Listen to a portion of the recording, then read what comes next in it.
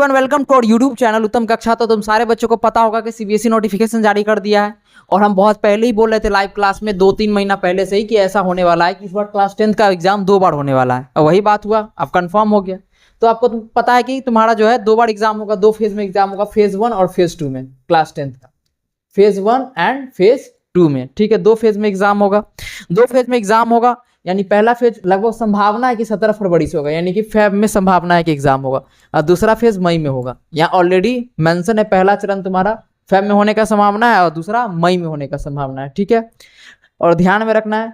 तो सर यानी कि मान लो एक्सपेक्टेड है कि फेब में कब से, फेब में 17 फरवरी से, फेब में कब से 17 फरवरी से होने का संभावना है। तो तैयारी स्टार्ट कर दो, डेली लाइव क्लास चलता ही है। और मई में 20 मई, मई में 20 मई से।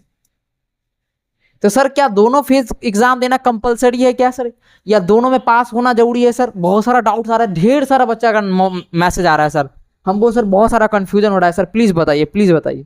तो चलो बताते, एक एक चीज को तुमको क्लियर करते हैं। ठीक है, तो ध्यान में बने रहो। देखो ध्यान में रखना, सबसे पहला डाउट तुम्हारा क्या आ रहा होगा? ठीक है, सबसे पहला डाउट यह रहा है कि 2 बार जो परीक्षा का योजना होगा कब से लागू होगा, किस बच्चों के लिए है सर?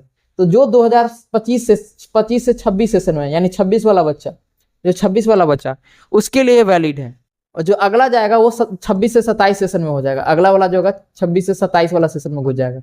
तो 26 वाला सेशन जो अभी क्लास 10 के एग्जाम में पढ़ रहा होगा, क्लास 10 में पढ़ रहा होगा, उसके लिए ये एप्लीकेबल है। आगे वाले के लिए तो होगा ही होगा, लेकिन ये अभी जो बच्चा 10th में पढ़ रहा है उसके लिए एप्लीकेबल है।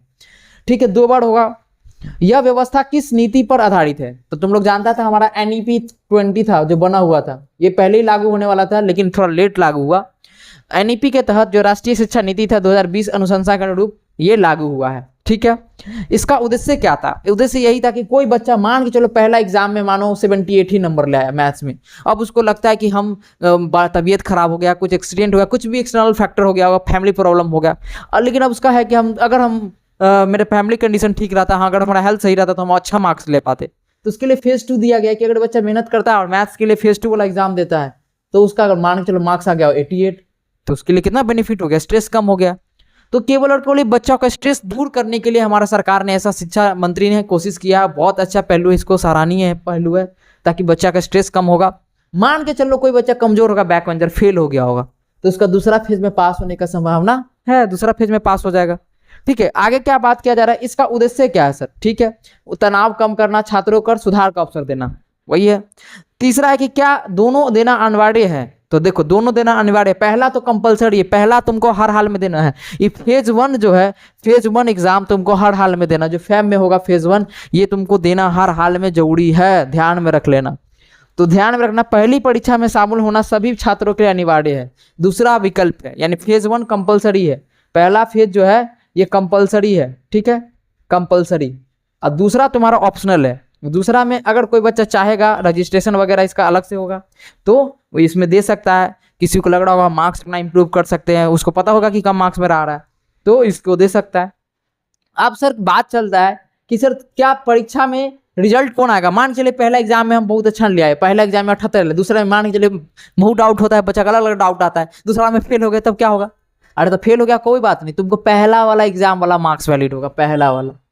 ठीक है, ध्यान में रख लेना। दोनों में से जो बेस्ट होगा, 2 एग्जाम देगा, दोनों में से जो बेस्ट होगा वो काउंट होगा तुम्हारा, ये ध्यान में रख लेना। क्या दोनों परीक्षाओं के लिए पंजीकरण होंगे? हाँ, दोनों परीक्षाएं के लिए पंजीकरण होगा और अलग अलग पंजीकरण होगा।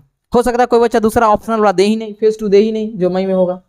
क्या ये सेमेस्टर प्रणाली है? जैसे कॉलेज में 2 सेमेस्टर में एग्जाम होता है, 3 सेमेस्टर में, क्या इस टाइप का प्रणाली है? बिल्कुल ऐसा प्रणाली नहीं है, ये बस तुम्हारे लिए सुधार के लिए एक फेज 2 लाया गया, जस्ट तुम्हारा स्ट्रेस दूर करे, क्योंकि बहुत बच्चा परेशान रहता था, सुसाइड वगैरह भी केस बढ़ रहा था। क्या विषय बदलने जा सकें? क्या विषय बात सेकेंड, पहला फेज वाला जो सब्जेक्ट है दूसरा फेज में सब्जेक्ट बदल लेगा? नहीं भाई, कोई सब्जेक्ट वगैरह नहीं बदल सकता है। क्या पाठ्यक्रम अलग होगा? नहीं, कोई पाठ्यक्रम नहीं, जो सिलेबस सीबीएसई रिलीज कर दिया है उसी सिलेबस पे, वही फुल सिलेबस पे दोनों एग्जाम हो। अगर एग्जाम 2 बार दिए गए तो परिणाम कैसे तय होगा? जो 2 एग्जाम जो हो गया उसमें से जो बेस्ट रिजल्ट होगा वो अंतिम माना जाएगा, जो दोनों में से बेहतर होगा वो अंतिम माना जाएगा। तो अगर दोनों में से जो एक में अगर ज्यादा नंबर लाया, दूसरा में कम लाया, तो पहला वाला होगा, और दूसरा पहला में कम नंबर लाया, दूसरा में ज्यादा, तो दूसरा नंबर वाला वैलिड हो गया। क्या एक विषय में सुधार के लिए भी द्वितीय परीक्षा दी सकती है? अगर तुमको हमारा इंप्रूवमेंट, जैसे अभी हम कैसे बताए कि मैथ्स में पहला में तुम्हारा 78 आया, अब तुमको लगता है कि हम इसमें इंप्रूव कर सकते हैं, तो तुम ये वाला भी फेज दे देगा दूसरा, दूसरा फेज दे सकता है इम्प्रूवमेंट के तौर पे। कौन कौन श्रेणी के छात्र दोबारा परीक्षा दे सकते हैं? जिसको सुधार करना है वो बच्चा ऑप्शनल वाला दे सकता है फेज 2, या जिसका कंपार्ट लग गया वो दे सकता है। ये सब छात्र के लिए विशेष देना अनिवार्य ही रहेगा, इस सबको हेल्प करेगा।